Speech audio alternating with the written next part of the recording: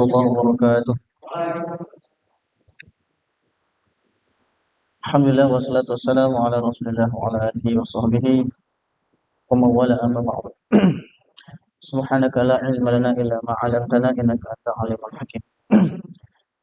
Alhamdulillah rabbil alamin, jemaah yang dirahmati Allah Subhanahu wa taala. Kali ini kita lanjutkan kembali kajian hadis Arba'in An-Nawawiyah. Ini kita di hadis yang ke-36 melanjutkan bahasan dari hadis kemarin, pertemuan yang lalu, terkait dengan kewajiban menuntut ilmu atau fadilah dalam menuntut ilmu. Nah, ini hadis yang biasa sekali kita dengar ya, dari mubalik, dari penceramah. Kemarin kita sampai pada bahasan waman salaka tariqan ya.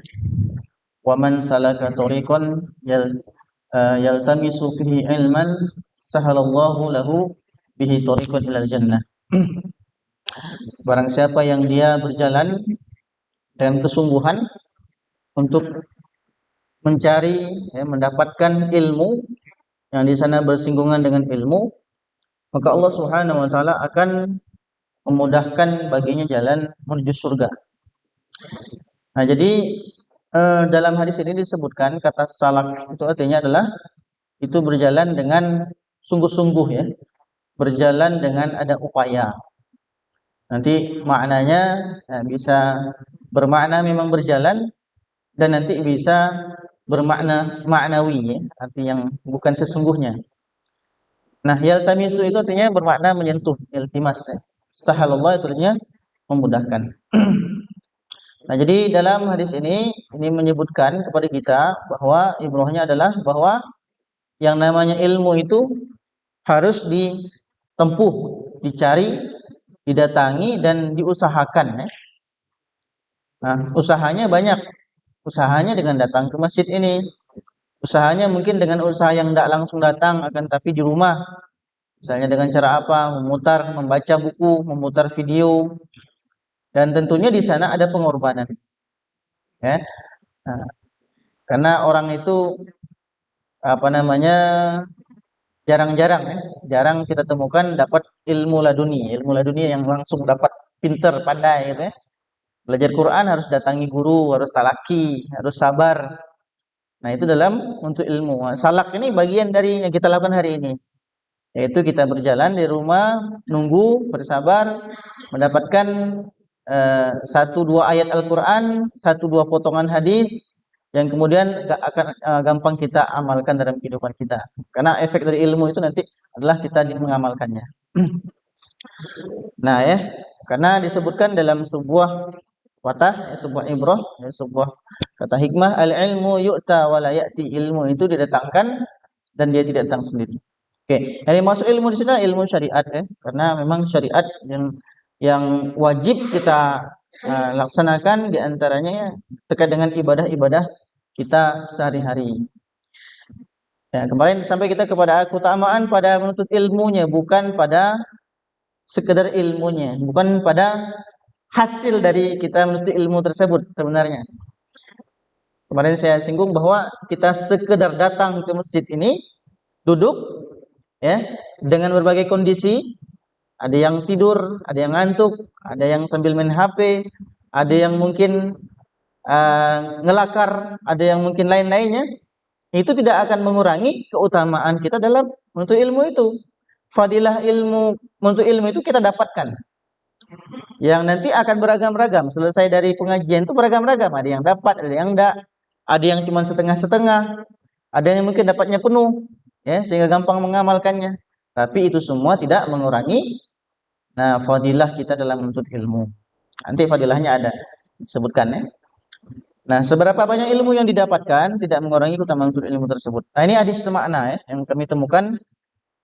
Ini diriwayatkan an Katsir bin Qais. Ini juga menunjukkan bahwa menuntut ilmu itu, salak itu ya, berjalan dengan kesungguhan, itu membutuhkan effort ya, usaha yang besar. Nah, kalau tidak ada usaha, tidak ada ijtihad, kesungguh-sungguhan, tidak akan dapat.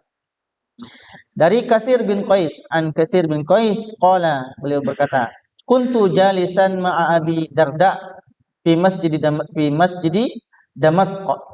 Aku suatu hari duduk bersama Abu Darda di masjid Damaskus. Faja'ahu rajulun, kemudian datang seorang laki-laki.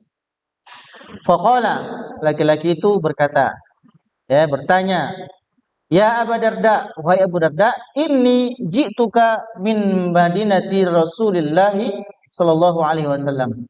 Aku datang dari kotanya Nabi. Kota Nabi di mana? Di Madinah. Itu di bawah. Saya screenshot peta. Madinah ke Damaskus itu 1334 km. Ya. Berjalan, Pak, Bu. Dulu tuh. Berjalan. Kira-kira membutuhkan waktu berapa lama dia berjalan dari Madinah ke Damaskus itu? Anggaplah sebulan berjalan. Pergi sebulan, balik sebulan. Coba apa yang dia cari? Nah, beliau berkata, aku datang dari kota Nabi Madinah, li hadisin, untuk menanyakan satu hadis saja. Sikok hadis enggak? Balaghani annaka tuhadditsuhu, telah sampai kepada aku bahwa engkau yang kemudian meriwayatkan hadis tersebut, engkau tahu tentang hadis tersebut dari Rasulullah sallallahu alaihi wasallam. Majitu lihajatin, aku tidak datang untuk yang lain-lain kecuali hanya untuk menanyakan sikok hadis ini aja. Sebulan berjalan. Nah, dalam riwayat lain, kemudian Abu Darda menanyakan orang tadi, qala fama jaa bika tijarah? Kau kesini enggak cuma nak nanya satu hadis, bukan untuk berdagang sekalian? Qala la, enggak, kata dia. Qala wala jaa bika ghairuh? Apakah engkau datang untuk yang lain-lain selain berdagang? Misalnya nak tahu Masjid Damaskus atau nak urusan-urusan lainnya? Qala la, enggak, kata dia. Bukan untuk berdagang, bukan untuk urusan lain. Qala fa inni sami'tu Rasulullah sallallahu alaihi wasallam yaqul. Nah, kemudian baru Abu Darda menyebutkan hadis ini. Yang riwayat bawahnya itu agak sedikit berbeda, tapi atasnya sama. Man salaka tariqan yatlubu fihi ilman, barang siapa yang dia menempuh jalan dalam rangka mencari ilmu, sahalallahu bihi tariqan ilal jannah, maka Allah Subhanahu wa taala akan mudahkan baginya jalan tariqan min turukil jannah, jalan dari jalan-jalan menuju surga. Nah, kemudian nanti kita bahas satu persatu. Jadi luar biasa. Jadi inilah yang tadi bersesuaian dengan apa yang kita sampaikan di awal, bahwa salaka ini perjuangan, butuh pengorbanan, butuh usaha. Untuk ilmu itu butuh usaha. Dan tak dibayangkan lah sampai di mana iman orang ini, hanya untuk menanyakan sikok hadis itu tidak sedikit-sedikit biayanya, berjalannya, maksimal mungkin naik kuda, naik onta 1000 km, 1300 km hanya untuk bertanya sikok hadis. Tidak macam sekarang kan, sekarang duduk depan handphone cari nak hadis apa aja ada, tidak perlu berjalan, tinggal nak memahami lagi. Tapi nilai yang kita ambil bukan pada dapat hadisnya itu, akan tetapi nilai yang kita ambil adalah usahanya itu. Nah, usaha dia mencari ilmu tersebut. Nah, sama seperti kita. Mungkin sebagian dari kita ada yang nggak datang hari ini karena ada halangan segala macam. Nah, mungkin dia nonton dengan media YouTube di rumah kan, melalui channel Ika di Belitung kan, nonton di rumah mungkin. Tapi beda jemaah sekalian, rasanya beda.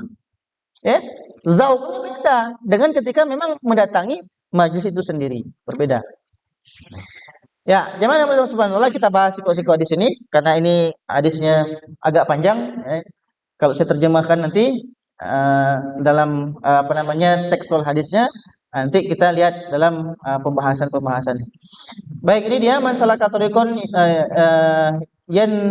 yabtaghi fihi ilman salakallahu bihi tariqan ilal jannah. Nah, sesungguhnya setiap amal itu kan banyak yang bisa kita lakukan dalam rangka untuk mencari surga, untuk mendapatkan amal soleh, memperbanyak pahala. Misalnya sholat, ya, melangkahkan kaki untuk berbakti ke orang tua, kan berjalan juga ke masjid juga berjalan, melangkah kaki menuju orang tua untuk berbakti berjalan juga. Bahkan dalam ibadah haji itu, dalam manasik haji itu juga berjalan, ya.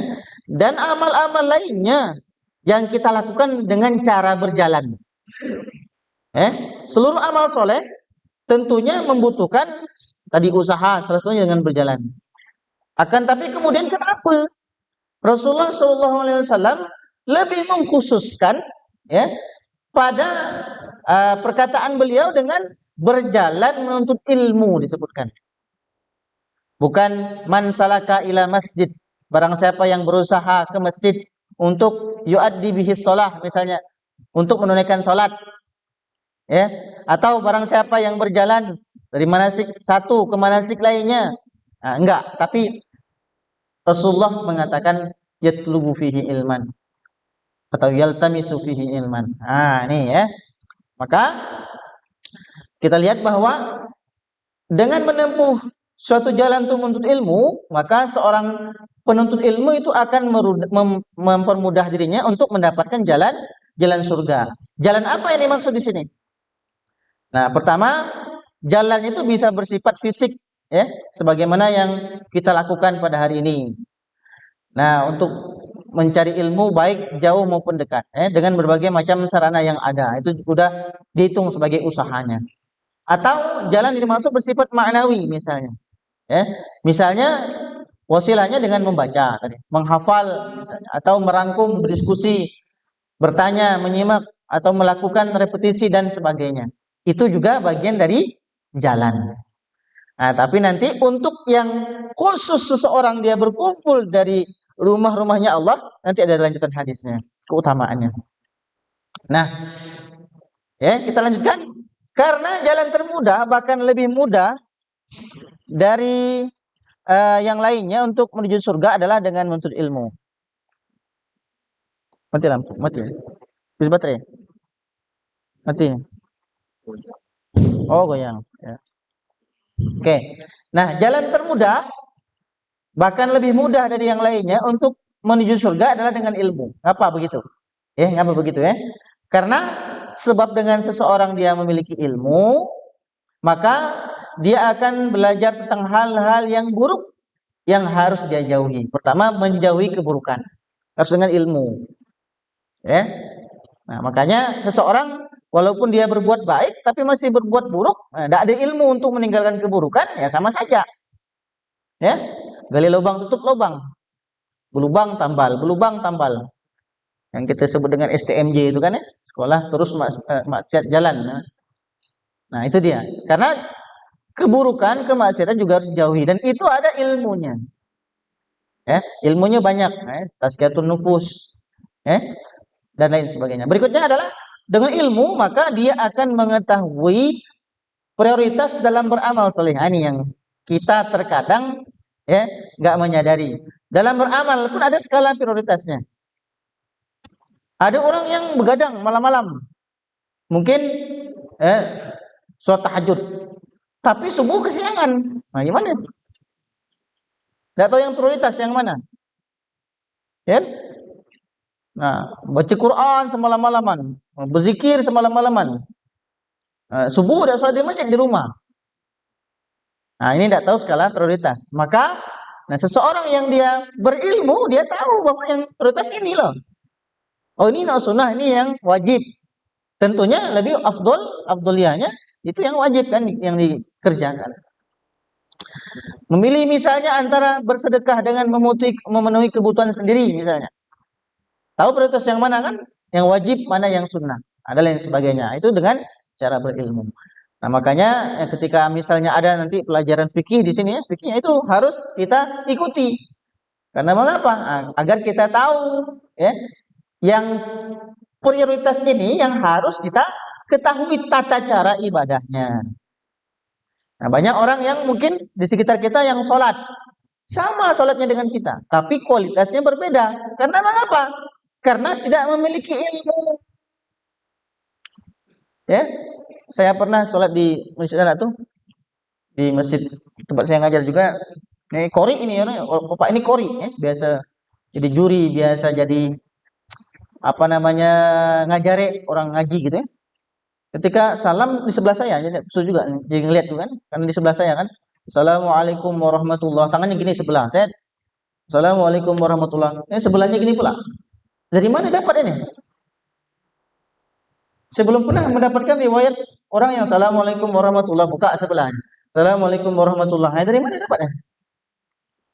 Nah, jadi tahu ini dari mana dapatnya. Ini harus pelajarinya. Minimal bagi kita itu yang wajib-wajib itu kita punya panduannya dalam kaifiyah, dalam pelaksanaan tata cara kita beribadah.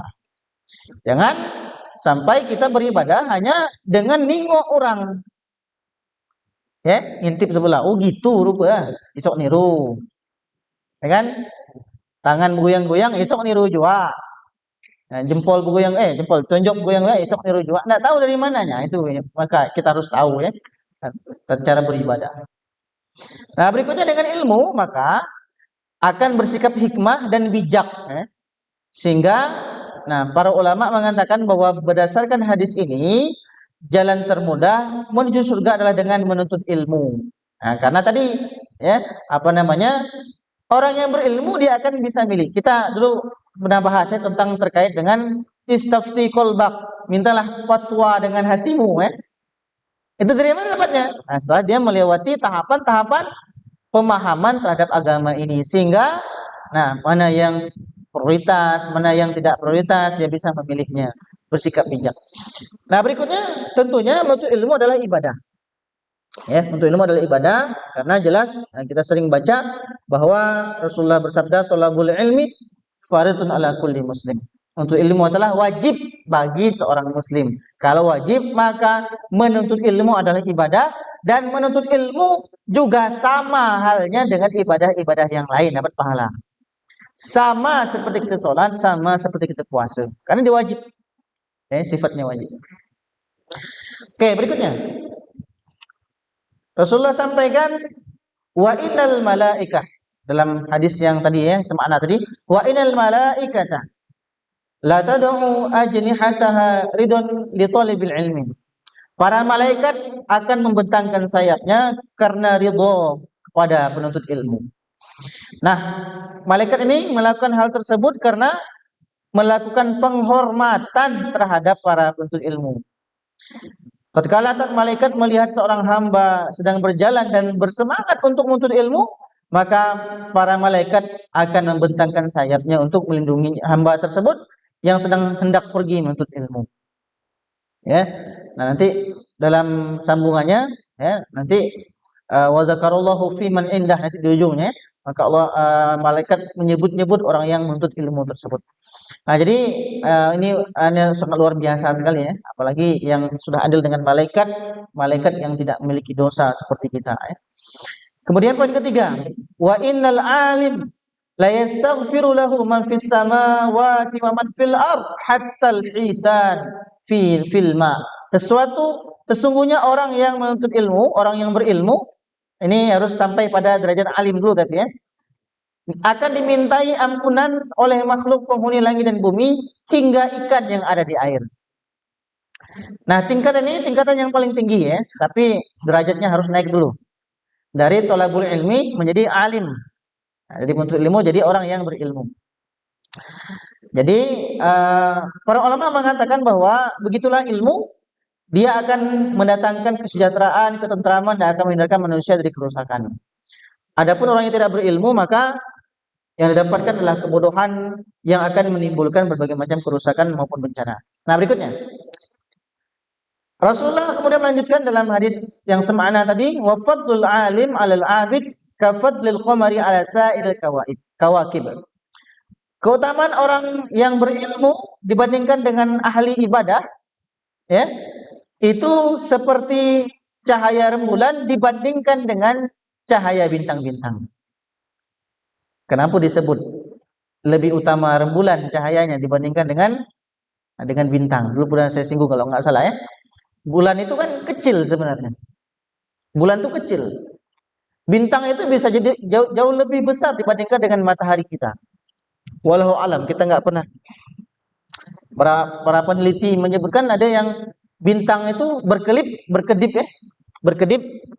Itu ketika kita ngeliat dia berkedip itu ada yang dia berkedipnya 100 tahun yang lalu. 100 tahun yang dia berkedip, cahayanya baru sampai sekarang. Ada yang 200 tahun, 1000 tahun pun ada. Jadi sekali dia berkedip itu baru sampai kita lihat itu mungkin pertama dan terakhir kali kita melihat bintang itu sampai ke sini cahayanya. Nah, ini saya sering kisahkan ketika peristiwa Isra Mi'raj ya. Luar biasa ya, keajaiban Allah apa namanya buruk itu ya. Bisa sampai ke langit ketujuh. Bintang itu luar biasa. Jadi bintang itu besar, jauh. Cahayanya juga mungkin lebih terang dibandingkan dengan matahari walau alam ya. Akan tetapi kenapa Rasulullah ibaratkan dengan rembulan? Cahaya rembulan dibandingkan dengan cahaya bintang. Nah, oke. Maka kita lihat bahwa orang yang dia berilmu dia seperti rembulan. Karena orang yang berilmu dibandingkan dengan banyak orang ahli ibadah lebih utama orang berilmu. Ibaratnya bintang-bintang tadi orang-orang yang ahli ibadah, tapi orang yang berilmu dia bisa menerangi. Itu bedanya. Ya. Nah, maka kita lihat penjelasan sini, ahli ibadah yang jumlahnya ribuan tersebut banyak memberi manfaat bagi dirinya sendiri saja. Ya. Akan tetapi seorang alim maka dia tidak hanya bermanfaat ya, atau mengambil manfaat untuk dirinya sendiri, tapi dia bisa menerangi orang lain. Dia bisa ngajari orang lain. Nah, itu kenapa Rasulullah ibaratkan rembulan dengan cahaya bintang-bintang. Baik, jemaah Allah Subhanahu wa taala, bahkan bila seorang alim meninggal dunia, maka pasti kita akan sangat merasa kehilangan ya. Melebihi kehilangan seorang ahli ibadah. Kalau hanya ahli ibadah paling terkesannya lewat saja begitu ya. Tapi kalau ahli ilmu, kalau kita kehilangan luar biasa kehilangan. Kenapa? Karena kita tidak bisa lagi mengambil manfaat sinar-sinar yang kemudian dia terangi untuk kita. Baik, berikutnya. Rasulullah mengatakan innal ulama warasatul anbiya. Ulama adalah pewaris para nabi. Innal anbiya lam yuwarrithu dinaran wala dirhama. Ulama tidak mewariskan dinar dan dirham. Innama warasul ilma, akan tapi mereka mewariskan ilmu. Faman akhadhahu bihi akhadha bihadzin wafir. Barang siapa yang telah mengambilnya, maka berarti dia telah mengambil warisan yang besar. Nah, ini ya. Dalam satu riwayat disebutkan bahwa Fatimah radhiyallahu anhu mengutus seorang untuk menemui Abu Bakar As-Siddiq untuk meminta diberikan bagian dari harta Rasulullah sallallahu alaihi wasallam. Maka Abu Bakar As-Siddiq memberikan jawaban bahwa Rasulullah pernah bersabda, "La nurasu ma tarakna shadaqatun." Sesungguhnya harta peninggalan kami tidak dapat diwarisi. Ini kita menjelaskan apa makna dari warisan dari ilmu tadi yang diwariskan ulama tadi. Tapi yang kami tinggalkan, adalah bentuknya sedekah, bukan warisan. Ya, maksudnya bukan warisan harta dalam bentuk duit, emas segala macam. Abu Bakar menjelaskan bahwa para nabi tidak memberi warisan dari dinar dan dirham. Adapun warisan para nabi adalah ilmu. Oleh karenanya dalam hadis ini Nabi Shallallahu Alaihi Wasallam mengatakan bahwa barang siapa yang mengambil bagian dari warisan itu, yaitu warisan ilmu tersebut, maka artinya dia telah mendapatkan warisan yang besar. Warisan ilmu itulah warisan yang besar. Al ilmu la ya'diluhu syai'un liman sahhat nabiyatuhu niyatuhu. Tidak ada keutamaan yang setara dengan keutamaan ilmu bagi orang-orang yang dia benar-benar ikhlas dalam mencari ilmu tersebut. Qalu kaifa tasihhun niyyah ya Aba Abdillah? Bagaimana cara kita kemudian, Imam Ahmad ditanya untuk meluruskan niat, untuk membenarkan niat dalam menuntut ilmu. Qala yanwi raf'al jahli an nafsihi wa an ghairihi. Yaitu dengan cara menghilangkan kebodohan. Nih, tujuan kita menuntut ilmu, biar niatnya ikhlas. Agar kita tidak jadi orang jahil, mengangkat kebodohan kita dan menghilangkan kebodohan orang lain. Nah, oke, baik, berikutnya. Kemudian untuk itu dalam menuntut ilmu kita harus mencari guru ya, karena ilmu dipahami sendiri bisa salah, bisa sesat, atau bisa salah dalam menafsirkan, bisa salah dalam persepsi, bisa salah dalam menerjemahkan dan lain sebagainya. Maka, nah, para ulama kita mereka mengajarkan kita harus selektif dalam mencari seorang guru dalam menuntut ilmu tersebut. Nah, bagaimana kriteria orang yang bisa kita ambil ilmunya? Ini disebutkan dalam riwayat Ad-Darimi dalam sunannya, kanu idza atau rajula, ini orang yang kita cari ilmunya di sini, la ya'khudhu anhu. Para salafun saleh dulu mereka tidak mendatangi seorang guru untuk belajar, untuk diambil ilmunya sebelum mereka memperhatikan memperhatikan apa? Nazaruhu ila hadihi, memperhatikan dulu bagaimana akidahnya. Pertama, wa ila samti, dan bagaimana akhlaknya. Wa salatihi, bagaimana salatnya. Summa akhudhu anhu, kemudian baru mereka mengambil ilmu darinya. Kalau belajar kan kayak dukun misalnya, kayak dukun. Lihat dulu sholat ki dukun, sembahyang ki dukun di masjid. Nah, jangan pelajari ilmunya. Kalau ki dukun di sini kita kan tukang baca doa mungkin doa kita baca doa aja doa Nah, dilihat dulu sholatnya, dilihat dulu akidahnya benar apa enggak. Ini mentang-mentang kita lihat Pak Lebay, Ki Lebay di kampung lagi rajin main gaple, rajin main remi, rajin berjudi, rajin beli buntut. Nah, yang gitu-gitu jangan diambil ilmunya. Yang kelihatan aja dia tidak bisa mencontohkan. Bahkan mohon maaf nih jamaah sekalian. Ada ini maaf bercerita sedikit curhat sedikit. Ada sebuah lembaga gitu, nah, ada acara gitu ya, ada acara manggil seorang ustadz. Tiba-tiba komentar tuh jamaahnya, aku tidak setuju nih memanggil ustadz itu. Ngapa Pak kata? Ustadz jangan ngerukuk kata. Paham nggak maksud di sini? Paham maksudnya? Nah, untuk yang walaupun makruh rukuk, walaupun makruh lah, lama rukuk pula dibahas ini. udah kamar ya. Akan tapi itulah cerminannya bahwa seseorang semakin tinggi ilmunya bukan hanya yang istilahnya yang haram, bukan hanya istilahnya yang haram, tapi yang makruh pun bisa dia tinggalkan.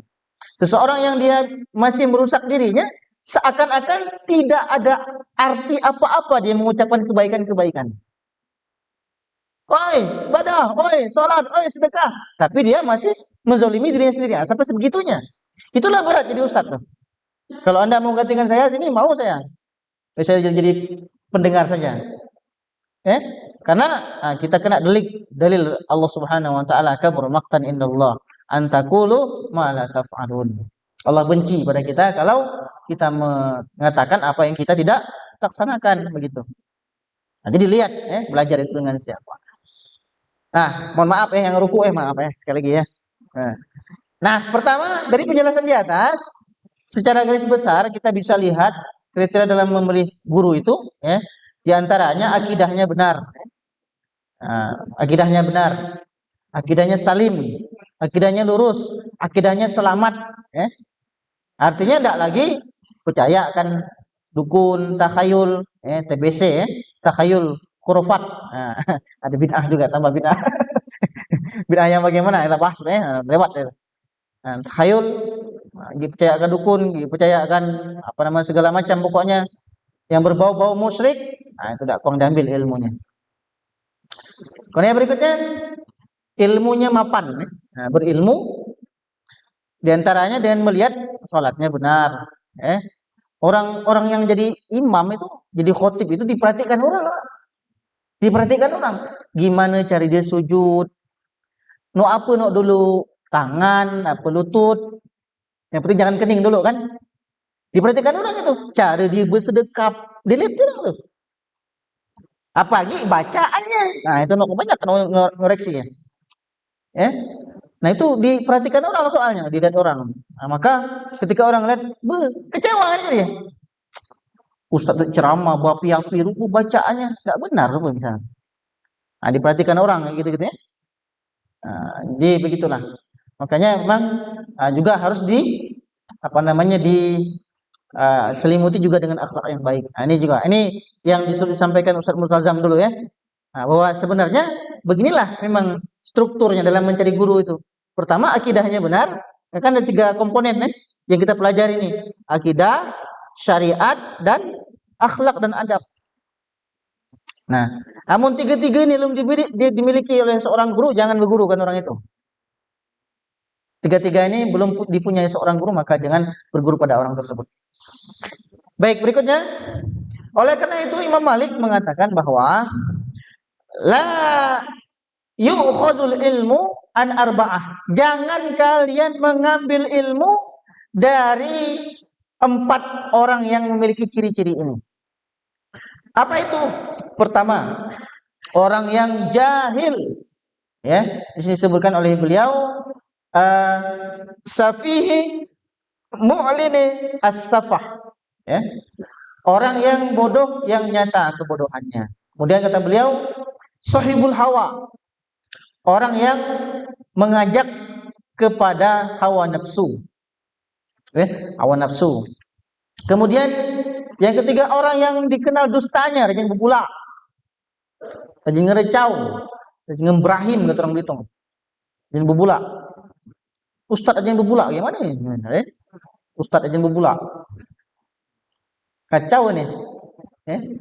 Nah, kemudian kata beliau, Imam Malik mengatakan, wa rajulun lahu fadlun wa salahun la ya'rifuhu ma yuhadditsu bihi.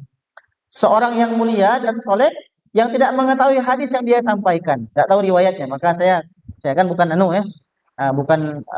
bukan apa namanya syekh ya. Makanya kita lihatkan dari mana sumbernya. Saya sebelum menyampaikan ini saya cari dulu Pak, dalilnya ini benar sahih apa enggak, diteliti dulu, dilihat dulu. Jangan sampai nanti kita menyampaikan sesuatu yang kemudian tidak benar begitu ya. Dicari dulu benar-benar. Jadi tidak gampang. Menyampaikannya hanya durasi 40 menit. 32 menit sekarang nih. Tapi belajarnya seminggu, 2 minggu belajarnya. Bedanya saya dengan antum kan, kayak belajar duluan. Anda kan mendengarnya belakangan. Begitu aja. Hakikatnya kita sama. Ya, hakikatnya sama. Nah, jadi begini. Saya ambilkan karena di sini nanti kita akan membahas tentang keutamaan menuntut ilmu. Maka dalam mencari ilmu itu ada adab menjadi seorang guru ya. Jadi guru itu ada adab juga rupanya. Jadi guru itu ada adabnya, jadi murid ada adabnya. Dan memang yang lebih mengena dengan nanti ya, majtama'a qaumin fi baitin min buyutillahi ta'ala yatluna kitab Allah. Dialah sekelompok kaum berkumpul di rumah-rumahnya Allah Subhanahu wa taala membaca kitab Allah Subhanahu wa taala. Maka kita ambilkan sari dari apa yang disampaikan oleh Imam Nawawi juga dalam At-Tibyan fi adabi hamalatil Quran. Ya. Terkait dengan bagaimana adab menjadi seorang guru Al-Qur'an dan berlaku juga untuk guru-guru umum. Guru-guru pada umumnya. Apa saja? Yang pertama ikhlas. Jadi guru harus ikhlas ya. Udah, ikhlas lewat hadis pertama. Nah, ini 3 perkara yang merupakan tanda ikhlas, sama saja tidak terpengaruh oleh pujian dan celaan orang banyak, tidak pengaruh, ya. Baru nak sedekah, sikit amat nak sedekah, misalnya, tidak pengaruh, ya. Baru nak sembahyang, tumben kau sembahyang, tidak pengaruh. Mengharapkan pahala amal di akhirat. Dan berikutnya tidak mengharap duniawi ya. Nah, tidak mengharap duniawi. Man talaba al-ilma liyujariya bihil ulama aw liyumariya bihil sufaha aw yasrifa bihi wujuhan nas ilaihi adkhalahu Allahun nar. Orang siapa yang dia mencari ilmu untuk menyaingi ulama atau mendebat orang-orang bodoh dianggap sebagai orang pintar atau memalingkan wajah-wajah manusia kepadanya agar dilihat orang lain ya, maka bagi dia itu dipersiapkan baginya tempat duduk dari neraka. Man kana yuridul harsal akhirah yuridu harsal akhirah najid lahu fi harfi wa man kana yuridu harsad dunya nu'tihi minha wa ma lahu fil akhirati min nasib. Barang siapa yang dia menginginkan akhirat maka kami akan tambah ya warisan-warisannya. Wa man kana yuridu harsad dunya, barang siapa yang menginginkan dunia maka kemudian wa ma lahu fil akhirati min nasib, maka bagian tidak ada bagiannya di akhirat. Maka percuma kalau kita kerja tidak disangkutkan dengan niat akhirat kita. Karena mengapa? Karena kita rugi. Oke ya, man ta'allama al-ilma mimma yubtaghu bihi wajhullah azza wa jalla yata'allamuhu illa yusiba bihi ardun min ad-dunya lam yajid arfal jannah ya yaumal qiyamah. Barang siapa yang mempelajari sesuatu ilmu, belajar agama yang seharusnya diharapkannya adalah wajah Allah Subhanahu wa taala, tetapi yang mempelajarinya hanya untuk mencari harta benda dunia, maka dia tidak akan mendapatkan wangi surga di hari kiamat. Kalau nanti terkait dengan pembelajar, mubalik dan semisalnya memang ada dalam riwayat yang disampaikan oleh Imam Syafi'i terkait dengan memberikan upah dari pengajar Al-Qur'an. Di antaranya memberikan upah dari pengajar Al-Qur'an. Nah, itu dalam syariat kita diperbolehkan. Bahkan disebutkan bahwa Imam Nawawi juga menyebutkan bolehnya mengupah seseorang untuk mengajarkan Al-Qur'an.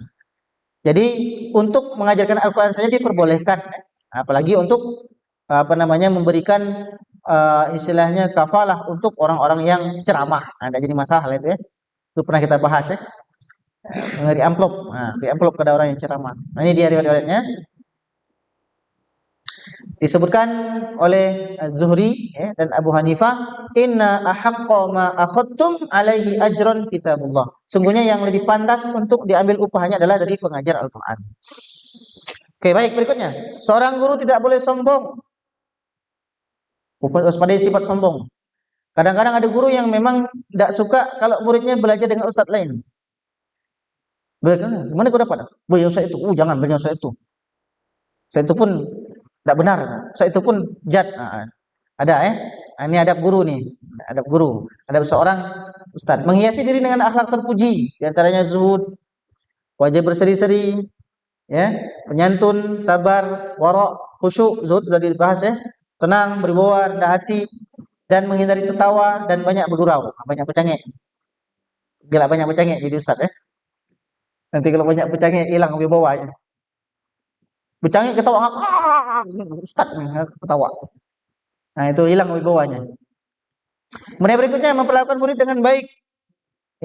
Lemah lembut kepada muridnya, jangan garang.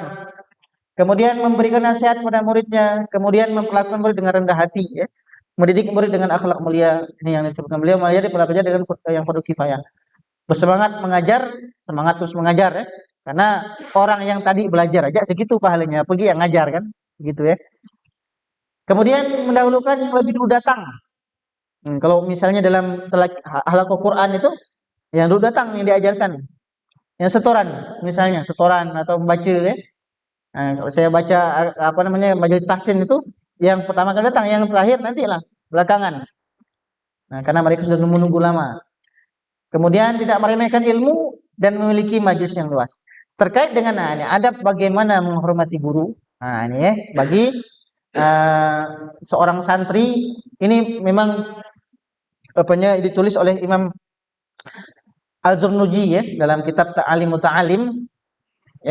Di antaranya kata beliau, Wa min tawqiri al-muallim an la yamshiya amamahu wa la yajlis makanahu.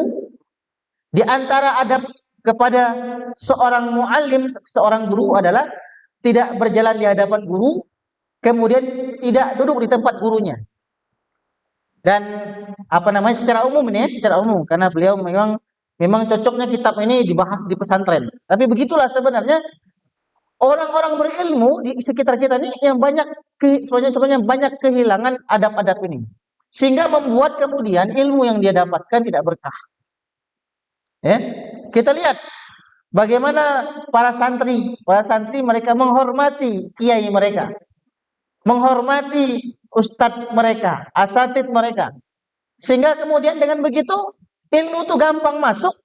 Di antara berkahnya ilmu itu, di antaranya ilmu itu mudah diamalkan, di antaranya berkahnya ilmu itu ilmu mudah diamalkan. Ya, lah masuk nih, belum sekali lagi ya, Bella. Ini misalnya saya perlihatkan, miring loh, Pak. Anda mungkin pernah melihatnya, lihat. Kita lihat ini bahwa